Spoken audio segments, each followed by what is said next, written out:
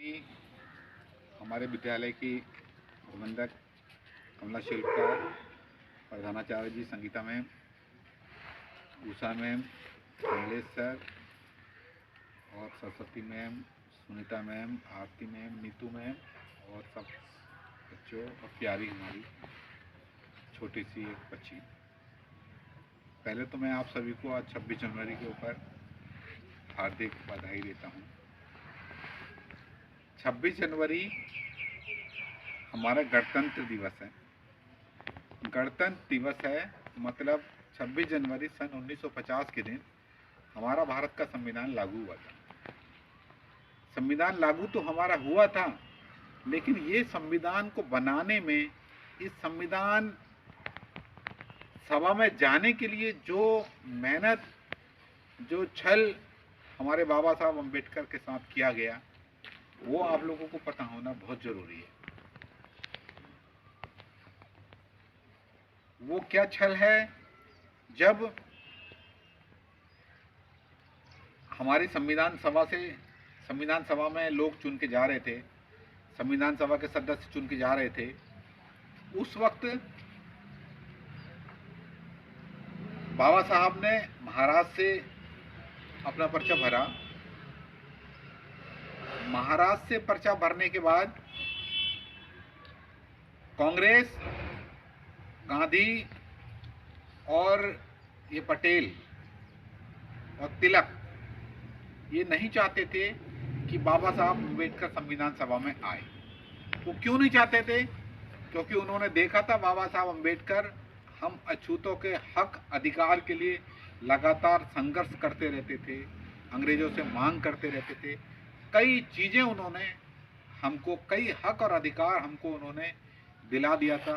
सबसे बड़ा अधिकार तो हमको उन्होंने कम्युनल अवार्ड दिलाया था, जो सन 1932 में इसी कांग्रेस की वजह से, महात्मा गांधी की वजह से हमारा कम्युनल अवार्ड खत्म हो गया। कम्युनल अवार्ड से हमें बहुत सारे अधिकार, हक मिले थे। कम्युनल अवार्ड वो अवार्ड है जो कांग्रेस को, मुसलमानों को हक मिले कोई आपत्ति नहीं, सिखों को हक मिले कोई आपत्ति नहीं, अंग्रेजों को हक मिले कोई आपत्ति नहीं, लेकिन अछूतों को हक मिले उसमें कांग्रेस और महात्मा गांधी को आपत्ति थी। आपत्ति भी यहां तक आपत्ति थी कि कांग्रेस ने, महात्मा गांधी ने अपने प्राणों की बाजी लगा दी, आमरण अनशन कर दिया हमारे हक कम्युनल अवार्ड को खत्म करने के लिए। आप सोचिए ये कांग्रेस पार्टी हमारी कितनी हितैषी थी। और तब की बात और है, और अभी की बात देखो, सन 2012 में इसी कांग्रेस पार्टी के एक मुख्यमंत्री विजय बहुगुणा ने हमारा आरक्षण, पदोन्नति पे आरक्षण खत्म किया। आज 20 साल के बाद भी, 10 साल कांग्रेस और 10 साल बीजेपी की सरकार रहने के बावजूद भी हमारा आरक्षण का कोटा पूरा नहीं हुआ। उपनल में हमारे 28,000 इन्होंने अपने लोगों को भरा है, हमारे लोग वहाँ भी नहीं है। आप सोचिए, हम हमारे हक अधिकार सब लगातार छीनते जा रहे हैं, और छीनने में कांग्रेस की भूमिका है। कांग्रेस की भूमिका अभी नहीं, कांग्रेस की भूमिका है। कांग्रेस ने हमारे हक अधिकार, बाबा साहब के अधिकार, उस समय जब ये संविधान सभा में बाबा साहब गए तो महाराष्ट्र से बाबा साहब के एक सहयोगी को चुनाव लड़ा दिया कांग्रेस ने, और बाबा साहब को हरा दिया और उस सहयोगी को जिता दिया। आप सोचो, संविधान सभा में ताकि बाबा साहब ना आए तो उन्होंने क्या कहा? तिलक ने कहा कि अम्बेडकर, हमने तुम्हारे लिए जो संविधान सभा के दरवाजे और खिड़कियां तो बंद की है ताकि तुम अंदर ना आओ। अंदर आदमी दरवाजे से आएगा या खिड़की से आएगा? तो तिलक ने कहा कि भाई हमने आपके लिए संविधान सभा के दरवाजे और खिड़की तो बंद करी है, इसके साथ हमने उसके रोशनदान भी बंद कर दिए ताकि आप रोशनदान से निकल के, ये कांग्रेस की भावना उस समय थी बाबा साहब को संविधान सभा में लाने के लिए। लेकिन जोगेंद्र नाथ मंडल, जो नमो शूद्र समुदाय से आते हैं, शूद्र समाज के व्यक्ति हैं, उन्होंने एक आंदोलन चला रखा था पश्चिम बंगाल में। नमो सूत्र आंदोलन करके चलाया था।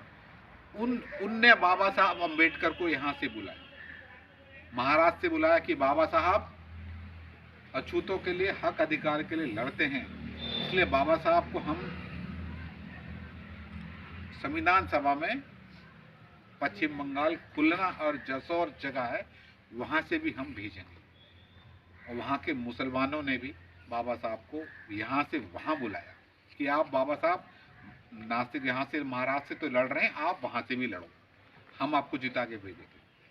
जब कांग्रेस ने देखा कि भाई हमने बाबा साहब अम्बेडकर को यहाँ तो खत्म कर दिया महाराष्ट्र में, अब वहां महात्मा गांधी और जवाहरलाल नेहरू वहां भी गए खुलना जसौर, जोगेंद्रनाथ मंडल और बंगाली और मुसलमानों से कहा उन्होंने कि भाई आप बाबा साहब अम्बेडकर को हरा दीजिए, आपकी जो मांगे हैं हम मान लेंगे। तो उन्होंने हमारे ऊपर बड़ा एहसान है, हमारे ऊपर बड़ा ऋण है उन नमोसूत्र बंगालियों का और उन मुस्लिम भाइयों का, जिन्होंने कांग्रेस, गांधी और नेहरू को ये जवाब दिया कि भाई अगर बाबा साहब अपनी मर्जी से यहाँ आए होते तो हम एक बार सोचते, उनको जिताएं हराएं, लेकिन बाबा साहब को हम बुला के लाए हैं तो हम बाबा साहब को जिता के भेजेंगे।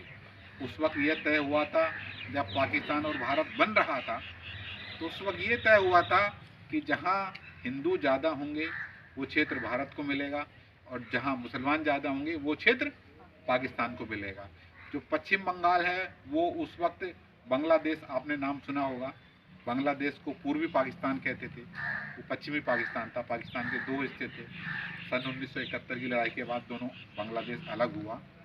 तो वो खुलना एब जसौर जहाँ करीबन 61% हिंदू रहते थे और 49% वहाँ पे मुसलमान रहते थे, 39 मुसलमान रहते थे।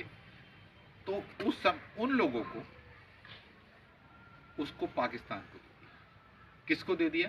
जहाँ हिंदुओं की संख्या ज़्यादा थी, क्योंकि ये लोग नीति में थे, ये लोग सरकार में थे, ये लोग जैसे आज हमारा आरक्षण खत्म कर रहे हैं, इसी तरीके से इन लोगों ने उस समय वो क्षेत्र इनके हाथ में है कलम, इन्होंने वो क्षेत्र पाकिस्तान को दिया। अब बाबा साहब से कहा कि भाई आप जाके पाकिस्तान का कानून बनाओ, ठीक है। बाबा साहब यहाँ से लाहौर गए, वहाँ जाके उन्होंने इस्तीफा दिया। इस्तीफा देने के बाद फिर अंग्रेजों के पास गए, अंग्रेजों से कहा कि देखो इस तरीके से कांग्रेस मेरे साथ छल कर रही है। तो फिर अंग्रेजों ने कहा भाई आप बाबा साहब को जिता के लेके आओ, अगर आप बाबा साहब को जिता के नहीं लेके आओगे तो बाबा साहब को आप जिता के नहीं लेके आओगे तो हम तुम्हारे भारत को आज़ाद नहीं करेंगे।